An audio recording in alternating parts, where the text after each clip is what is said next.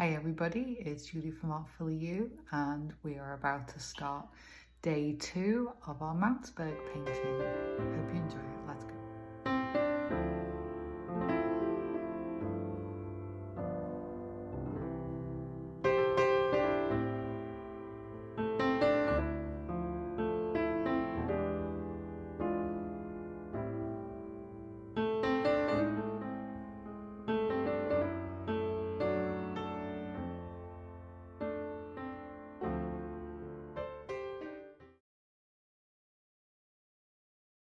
My kind of group of 7 process before.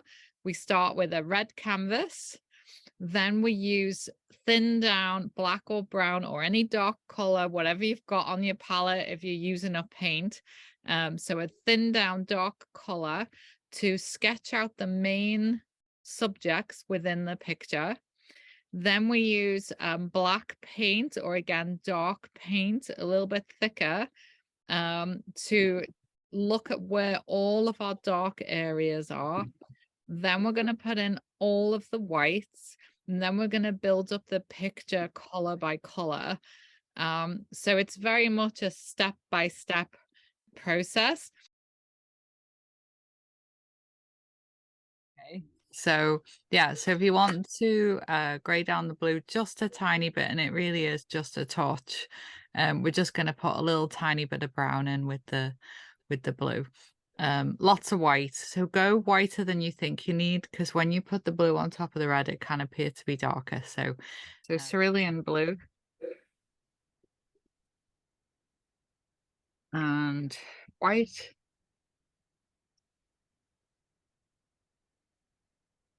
burnt umber, or any brown that you have will work. What is that called? The brown? It's burnt umber. Raw umber is a bit more like, that's like milk chocolate. Raw umber's a bit more like dark chocolate. We're gonna take our cerulean blue, or whichever blue you have, and then we're gonna add a lot of white to it. So on the value scale you want about a 2.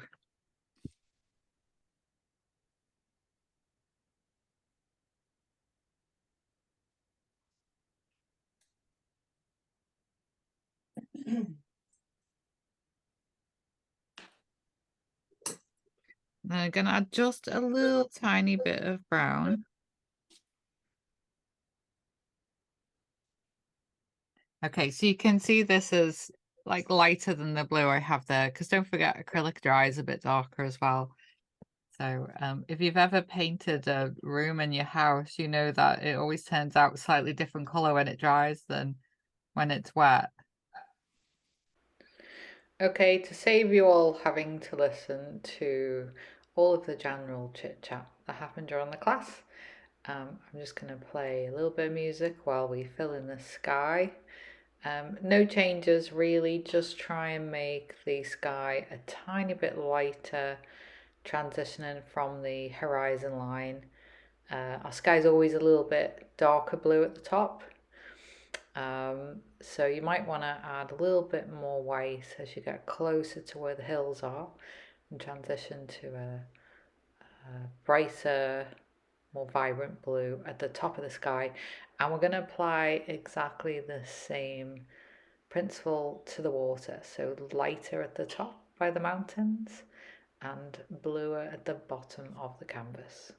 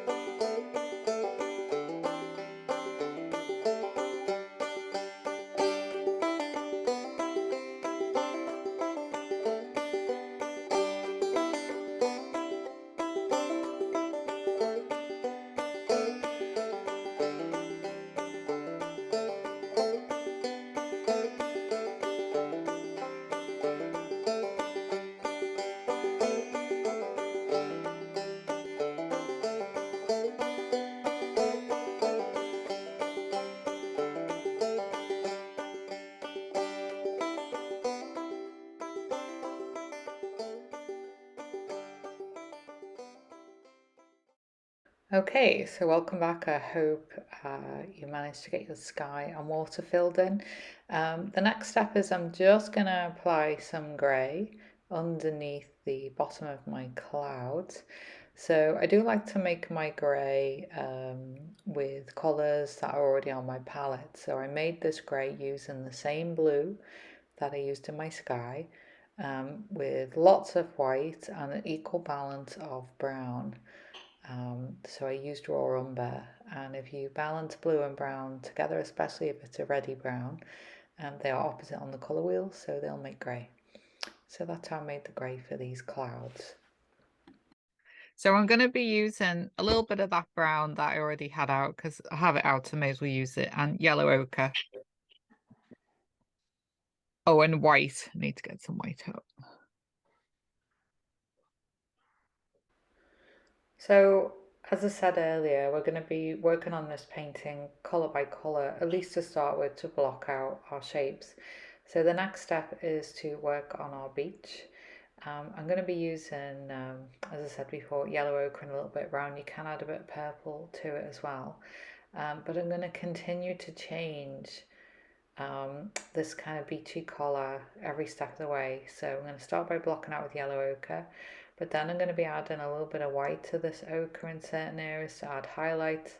I'm going to be adding a tiny bit of blue to create some warm greens, and then transition by add some white to that as well. And I'm going to be darkening with brown. So you really do want to add lots and lots of different shades at this stage. And wherever I put a little bit of colour in one area, I like to mirror in at least two other places. I call this my triangulation or rule of three. Just creates balance in the painting and encourages the eye to travel to different parts of the canvas when the viewer's looking at your finished piece.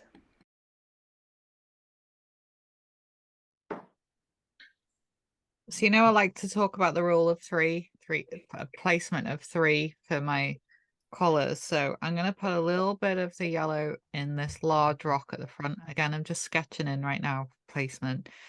I will be putting some of the yellow into my branches, but I'm not going to worry about the clusters of leaves just yet. I'll put that in later, but I know my plan is to have 1, 2, 3, like that imaginary triangle of the yellows. I am going to put a little bit up here. Imagine that it's, you know, it's low down fall trees changing color. So I'm just going to put a little bit here. Not much. And then I'm going to put some into this rock.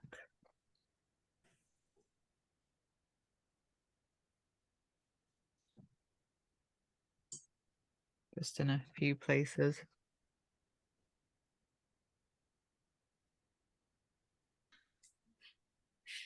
What color yellow is that? It's just yellow ochre. It's just been pure yellow ochre out of the tube the whole way. Yeah. Oh, that's the same color as the other? Oh, okay. Yeah, Look it's all the same. here. Yeah. Yeah, just yellow ochre. Just in a few spots, just to you know, marry up that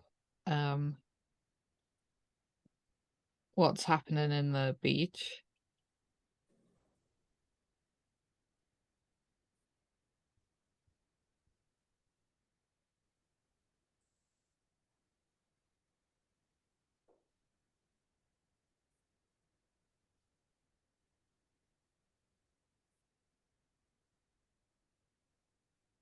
So this area is a reflection. So we'll be doing a slightly darker blue here. Eventually. I'm gonna be whatever's happening in this rock, put it down here, but eventually I'm gonna put a glaze of blue over it so it looks like it's in the water, you know, it's a reflection in the water. But, so don't worry about this area too much just yet.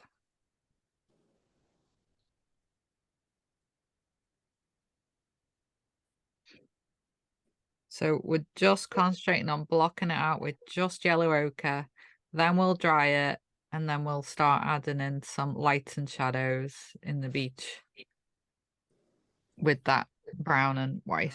While I wait for this to dry, I may as well block out my rocks for a minute. It won't stay this color, but I'm just gonna block out roughly with some white and yellow ochre the rocks, avoiding the white parts that I've just done. So it's not going to stay this color. I'm just blocking in right now.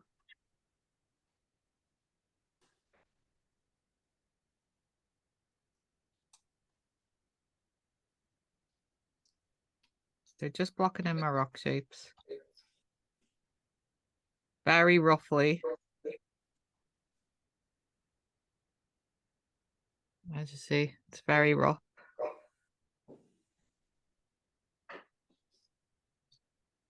And then I'm just going to do the same on my main rock. I'm just going to block out a few areas with a lighter. So this is white and my yellow ochre. It doesn't really matter where it goes. We're just breaking up this shape a bit.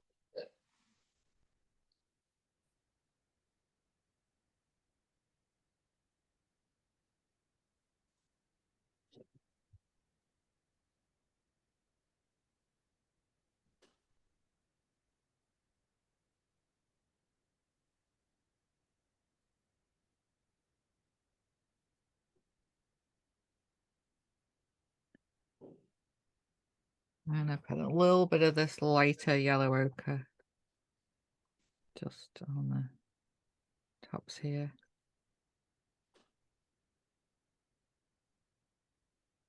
And then I'm going to take the yellow ochre and make it even lighter. And I'm just going to follow the edge of my beach.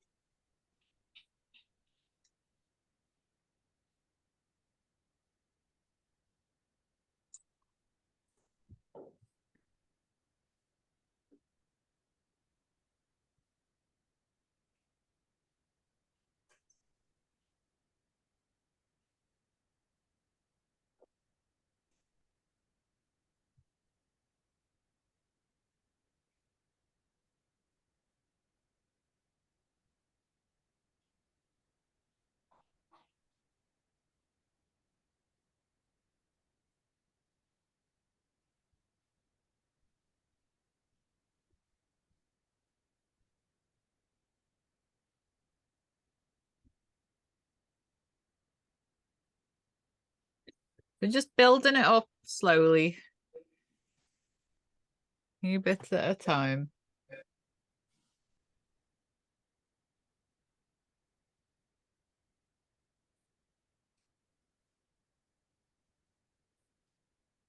So we're working on the beach being lighter towards the horizon and then a little bit darker underneath the rocks and further away. So this is where you can use the yellow ochre with the purple or yellow ochre with the brown.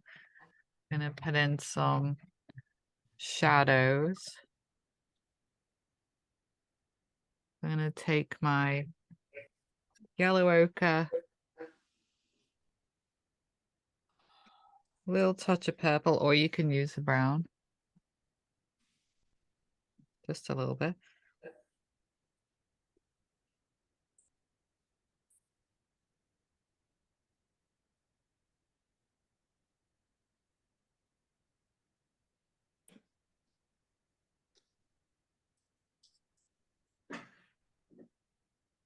And I'm going to follow. Oh, it's not dark enough.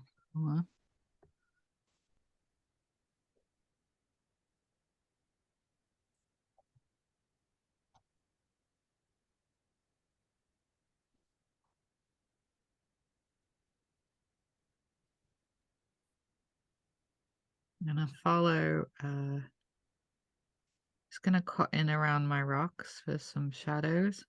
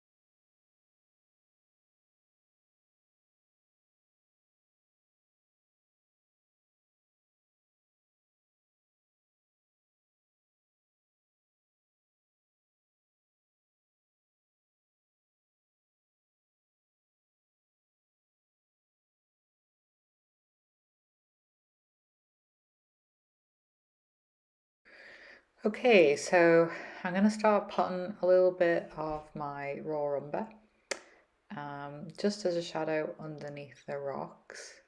Eventually, I'm going to be adding a little bit of pure Windsor Blue or phthalo blue in here as well, a dark blue. But for now, I'm just going to use brown as I'm working my way through, blocking all the colours out one by one.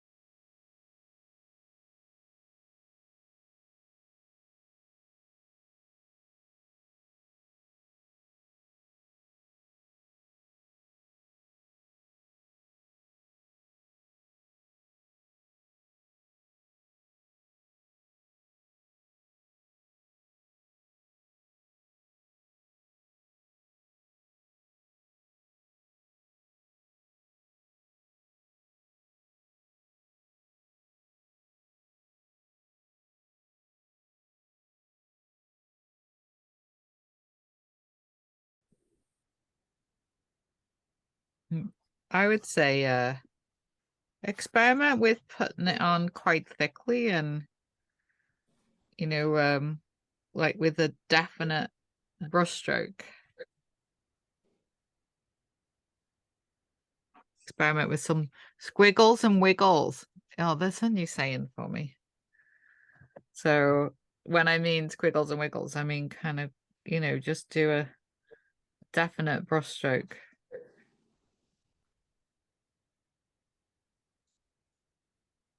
That's going to be my saying for the day. Squiggles and wiggles.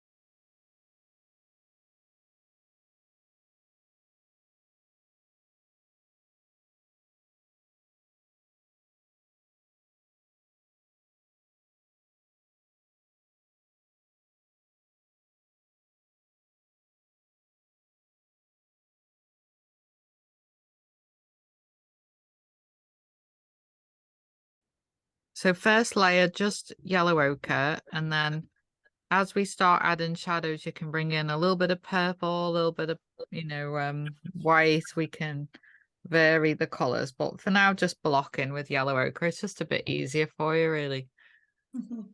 Okay.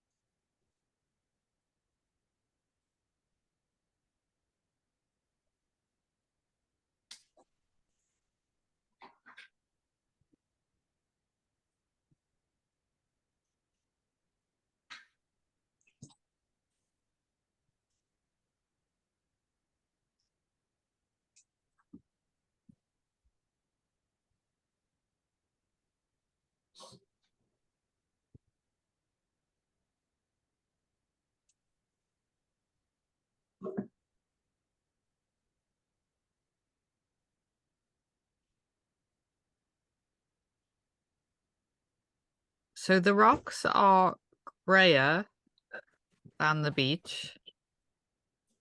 So again, you can experiment with that brown with a little bit yellow ochre. You can bring in some you know, we did our tint, tone, and shade. So you can try different combinations of tint, tone, and shade to get lots of different variations of yellow ochre and browns in our rocks. They'll be darker at the base and away from the light source.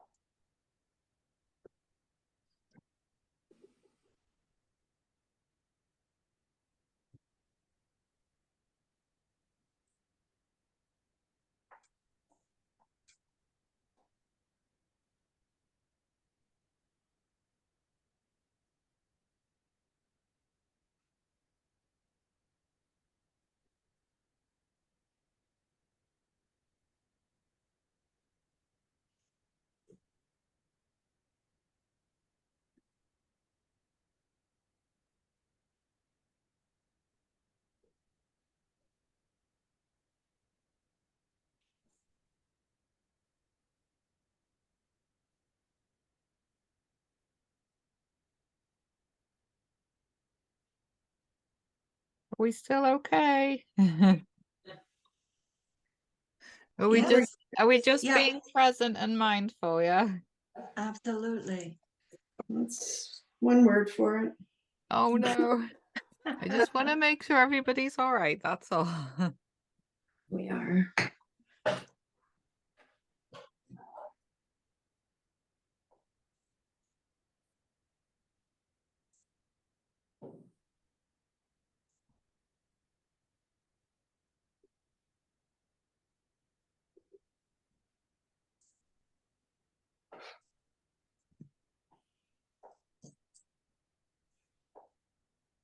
Take time to stand back from it and see it from different angles.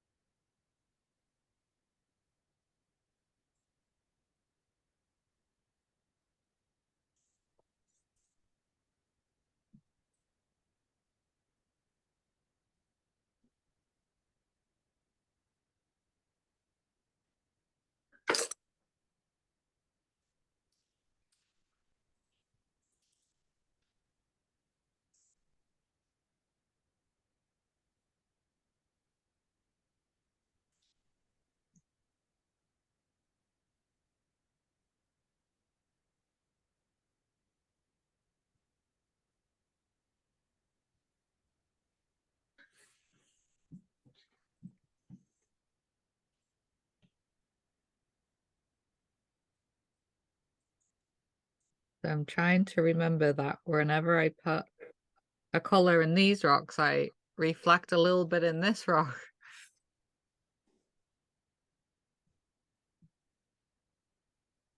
And it doesn't really matter where it is, because we're just building a colour.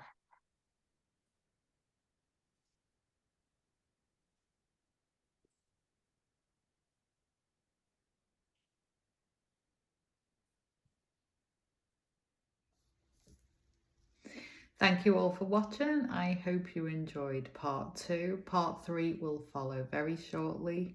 In the meantime, happy painting and please subscribe.